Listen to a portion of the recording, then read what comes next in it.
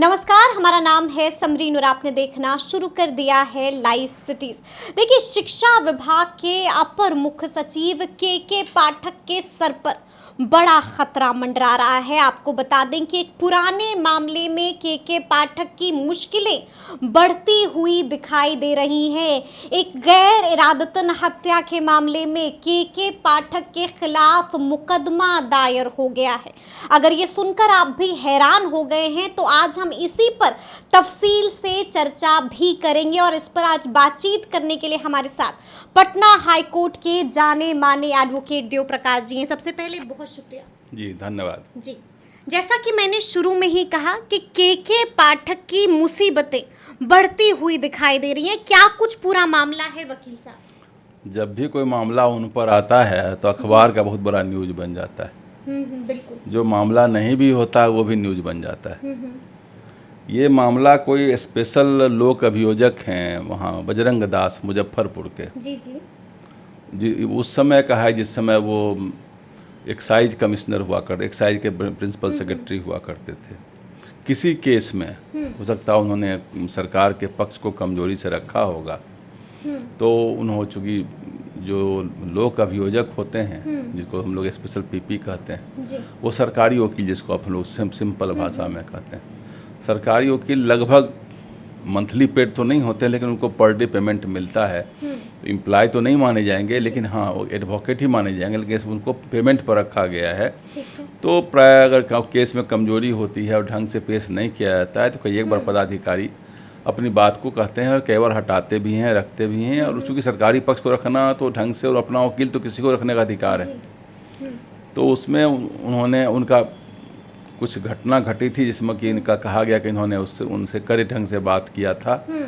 तो बात किया था तो उसके बाद उनकी हार्ट अटैक हो गई और उनका डेथ हो गया। अब कारण हार्ट अटैक का वही था कि पहले से कोई प्रॉब्लम था, कि पहले से हार्ट क्लॉगिंग था। लेकिन जो केस हुआ है वो केस में यह कहा गया है 156 CRPC 156(3) में केस किया गया है, सब सेक्शन 3 में मजिस्ट्रेट के यहाँ। और उन्होंने कल्पेबल होमिसाइड, जिसको कि हिंदी में हम लोग गैर इरादतन हत्या कहते हैं, का केस लगाया है। 299 30301 भी लगता है उसमें। और उसमें सज़ा 10 साल का है, कभी कभी तो लाइफ इम्प्रिजमेंट भी हो जाती है। लेकिन आपको एक चीज़ बता दें कि CRPC की धारा 197 में जो पब्लिक सर्वेंट हैं उसमें उनको प्रोटेक्शन दिया हुआ है। अच्छा। उनके विरुद्ध में अभी केवल मामला दायर हुआ है, कॉग्निजेंस नहीं हुआ है। तो कॉग्निजेंस से पहले CRPC 202 में उनको इन्वेस्टिगेट करना है, मैटर को, सब्सटेंस को देखना है मजिस्ट्रेट साहब को, और देख समझने के बाद ही कॉग्निजेंस ले सकते हैं। नॉर्मली सरकार के पदाधिकारी के को प्रोटेक्शन मिला गया है चूँकि सरकारी कार्य जो कर रहे हैं ना। तब तो कोई जज साहब कल किसी को सजा दे दें या किसी का बेल रिजेक्ट कर दें और उसका हार्ट अटैक हो जाए, किसी को सस्पेंशन ग्रांट हो और उसका हार्ट अटैक हो जाए, तब तो उसको मर्डर केस चला दीजिएगा। तो इसलिए सर जितने भी कानून बनते हैं और सरकारी पदाधिकारी, जो कि वो सरकारी पदाधिकारी IPC के सेक्शन 21 में पब्लिक सर्वेंट को डिफाइन किया गया, उसमें जजेज भी आते हैं और बहुत ढंग के ऑफिसर्स आते हैं। तो अपने कार्य करने में मान लीजिए कहीं आप गाड़ी से जा रहे हैं, गाड़ी पकड़ लिया, किसी ने पेनाल्टी दे ली और आपका हार्ट अटैक हो जाए टेंशन में, तब तो उसको उस पर कल्पेबल होमिसाइड चला दीजिएगा। इसलिए उस प्रोटेक्शन दिया गया। उसके CRPC 197 है, 197 में लिखता है कि कोई भी सरकारी पदाधिकारी अपने ड्यूटी के दौरान अगर कोई कार्य करते हैं जो उनकी ड्यूटी से डायरेक्ट कनेक्टेड है, पर्सनल कनेक्शन नहीं है उस चीज़ से, तो वैसे केस में उनको प्रोटेक्शन मिला हुआ है। और जब तक सक्षम पदाधिकारी से, उनके ऊपर जो पदाधिकारी जो इस केस में चीफ मिनिस्टर होंगे या चीफ सेक्रेटरी होंगे, उनसे जब तक सैंक्शन नहीं लिया जाएगा तब तक उनके विरुद्ध में कोई अभियोजन नहीं चलाया जा सकता है और कॉग्निजेंस नहीं लिया जा सकता है। तो अभी तक केवल दायर करना और कॉग्निजेंस होना दोनों दो बात होती है। इस ढंग की बातें कहीं समझ में नहीं आती कि सरकारी पद फिर कैसे काम करे। कल को किसी पदाधिकारी, कल को कोई एम्प्लॉय लेट से आवे, उसको एब्सेंट लगा दे या उसको डांट लगा दे, वो जाके सुसाइड कर ले या वो जाके उसकी वो हार्ट अटैक कर जाए, तब तो काम करना मुश्किल हो जाएगा। इसलिए मेरे हिसाब से केवल ये अखबारी न्यूज है, इसमें बहुत सारी बात कुछ होने नहीं जा रही है। ठीक है। अच्छा वकील साहब, एक ये भी बात है कि अगर जैसे कि हम के पाठक का जिक्र कर रहे हैं, के पाठक की छवि के बारे में अगर बात करें तो हमेशा से एक कड़क छवि रही है के पाठक की। तो अगर के पाठक किसी को डांटते हैं और किसी की मौत हो जाती है तो क्या इस पर जो इसकी जो जिम्मेदारी है वो के पाठक को इसके लिए जिम्मेदार ठहरा देना मतलब जायज है कि नहीं? नहीं, डांटने से किसी की मौत कैसे हो जाएगी? मौत होने के बहुत सारे कारण होते हैं। मौत तो किसी को गोली मार दिया ये जो पूरा मामला है वो यही कहा गया है कि वीडियो कॉन्फ्रेंसिंग के जरिए बातचीत हो रही थी, के पाठक भड़क गए और उसके बाद जो है वो इतना प्रताड़ित उन्होंने महसूस किया कि अचानक से उनको हार्ट अटैक आ गया। नहीं, ये तो रेप्रीहेंसिबल केस है, जब उन्हीं पर केवल केस नहीं है ये दूसरे जो आईएएस अफसर जितेंद्र श्रीवास्तव साहब हैं उनके ऊपर भी किया गया है। कोई प्रभुनाथ सिंह वो डायरेक्टर हैं, उनके ऊपर जो इसमें लोक अभियोजक डायरेक्शन है उनका उनके ऊपर किया गया है। कोई डायरेक्टर ये एक हैं आपको ज्योति स्वरूप श्रीवास्तव लीगल, उनके ऊपर भी किया गया है। तो ये सब मिला के सबों को उन्होंने पार्टी बनाई है और केवल उन्होंने अभी कंप्लेन दायर किया है। कंप्लेन दायर किया है, अभी उसमें स्टेटमेंट होगा, ऐसे होगा, गवाह गुजरेगी और गवाह गुजरने के बाद मजिस्ट्रेट साहब उसको देखेंगे कि वो मामला कॉन्ग्निजेंस के लायक है कि नहीं, संज्ञान लेने लायक है कि नहीं। अगर नहीं होगा तो संज्ञान नहीं ली जाएगी। 99% उम्मीद है कि संज्ञान भी इसका नहीं होगा, संज्ञान भी नहीं होगा चूंकि इसमें सेक्शन 1 CRPC सेक्शन 197 में सरकारी पदाधिकारी को प्रोटेक्शन प्राप्त है, उनको रक्षा प्राप्त है, उनके ऊपर इस ढंग का केस नहीं हो सकता। हाँ, अगर वो कोई महिला एम्प्लॉय होती, ठीक है, और उनके ऊपर 354 जिसको छेड़खानी कहते हैं, या उसको जैसे 353 आपको 509 है जिसमें कि आप उंगली दिखा के बात कर रहे हैं और उंगली उसके शरीर के किसी ऐसे अंग की तरफ इशारा कर रहे हैं जिससे उसका वो अपमानित महसूस कर रही है, तो उसमें सैंक्शन की जरूरत नहीं है, वो केस हो जाएगा।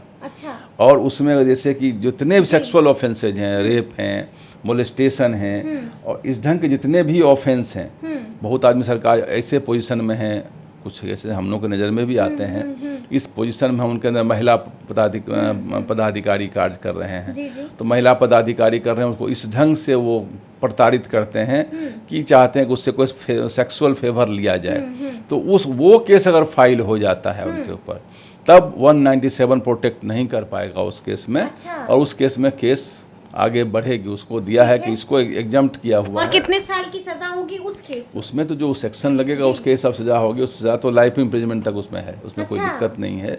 लेकिन वो सेक्शन लगेगा तभी होगा महिलाओं के केस में, और जो मैंने बताया कि उसी ढंग के केस में। बाकी जो जितने मामले बन रहे हैं कि किसी के कहने से कोई आत्महत्या कर लिया हो या किसी के कहने से किसी का हार्ट अटैक कर गया, तब तो बहुत सारे सस्पेंशन होता है, डिसमिसल होता है, वारंट निकलता है, प्रोसिक्यूशन होता है। तो ऑर्डर तो कोई न कोई तो करते ही हैं। ऑर्डर कोई सरकारी पदाधिकारी कहे तो जज करते हैं या कोई ऑफिसर करते हैं, तो ऑफिसर करें, वो उसका हार्ट अटैक हो जाए तो फिर उस पर कल्पेबल होमिसाइड का केस कर दीजिए। अच्छा वकील साहब, ये बताइए कि जो गैर इरादतन हत्या का जो मामला दायर हुआ है के पाठक पर, हम ये जानना चाहते हैं कि अगर इसमें कुछ सिद्ध हो जाता है तो सजा का क्या प्रावधान है?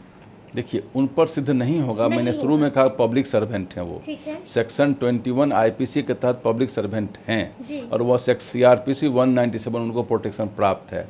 आम आदमी अगर हम आप रहे होते और हमारे आपके ऊपर लगेगा, उसमें भी चूंकि गैर इरादतन है, कल्पेबल होमिसाइड है। अगर मैं जैसे उसको मैं सिंपल भाषा में समझाते हैं कि आप अपने घर के टेरेस पर गमला साफ कर रहे हैं, गमला आपके हाथ से छूट गया, नीचे एक आदमी खड़ा है, उसके शरीर माथे पर गिर गया और वो मर गया। आपकी कहीं से इच्छा नहीं थी कि उसको मारने की, आप तो अपना गमला साफ कर रहे थे, नीचे गिरा, आपको यह भी नहीं पता नीचे कौन खड़ा है, लेकिन उसकी हत्या हो गई। तो ऐसे में सजा बहुत ही कम है, क्योंकि हत्या है लेकिन बहुत कम। कई बार तो उसमें एक्यूट भी हो जाता है, क्योंकि घटना विशेष है, वो घटना विशेष है, कल्पेबल होमिसाइड में आता है। कई बार तो वो 304 में आता है, कई बार 304A में आता है, जो बेलेबल सेक्शन में आ जाता है। तो कल्पेबल होमिसाइड 299 में भी है और 304 में भी कई बार होता है कि भाई जैसे नेग्लिजेंस है। मान लीजिए कि कोई स्टाफ आपके यहाँ काम कर रहा है, और एक केस बड़ा सुंदर हुआ था, अगर आपके पास समय हो तो हम बता दें, कि वो स्टेट बैंक के कोई एम्प्लॉय थे और उनको किडनैपिंग के केस में अंदर कर दिया गया था। तो उस समय कोई जस्टिस थे, हमें नाम नहीं याद है, चीफ जस्टिस थे, और वो बिहार के रहने वाले नहीं थे। He was working in state bank of India. तो उनकी वाइफ थी, डायरेक्ट वो चीफ जस्टिस के घर पर चली गई कि मेरे हस्बैंड 3 दिन से उनको अरेस्ट किए हुए है पुलिस, और जेल भेज दिया और पीटा भी थाने में, और उन पर आरोप लगाया है कि वो किडनैपिंग में शामिल थे। तो चीफ जस्टिस ने जो हैबियस कॉर्पस कहते हैं उसमें उन्होंने जेलर को भी बुला लिया, एसपी को भी बुला लिया, और केवल उस लेडी कंप्लेन पर, और स्टेट बैंक के जीएम को भी बुला लिया और कहा कि उसको हाजिर करो। कब बोला कैसे, ये आदमी कहाँ था? तो जीएम ने कहा कि नहीं, हमारे बैंक में काम कर रहा था। तो बैंक में कर रहा था, किडनैपिंग ही कब कर रहा था? तो आईओ को बुलाया गया। आईओ ने एक बात कहा कि इनके गाड़ी के चक्के में जो मिट्टी लगी हुई थी, वो मिट्टी उसी जब मोहल्ले की है जहाँ से वो किडनैप हुआ है। अच्छा। तो चीफ जस्टिस ने कहा कि यू आर ए जीनियस, आपको तो बहुत बड़ा पद पर होना चाहिए। हमारी गाड़ी पोर्टिको में खड़ी है, अब देख के बताइए मेरी गाड़ी कहाँ से आई? गाड़ी की मिट्टी से पकड़ लेते हैं गाड़ी कहाँ से आई है। और उन्होंने बड़ी डांट लगाई, उनको वहीं से रिलीज किया गया। और उसमें जीएम स्टेट बैंक को बहुत डांट लगी थी, बिकॉज़ कहा कि यू आर दी बॉस, ये आपकी ऑथोरिटी बनती है कि आपका कोई एम्प्लॉय काम करता है आपके साथ में और जेल चला गया तो नेग्लिजेंस का केस बनता है, आपको देखना चाहिए। उनकी वाइफ रात में चीफ जस्टिस के घर पर जाती है और कहती है मेरा पति 3 दिन से गायब है और बेमतलब उसको अरेस्ट किया गया है।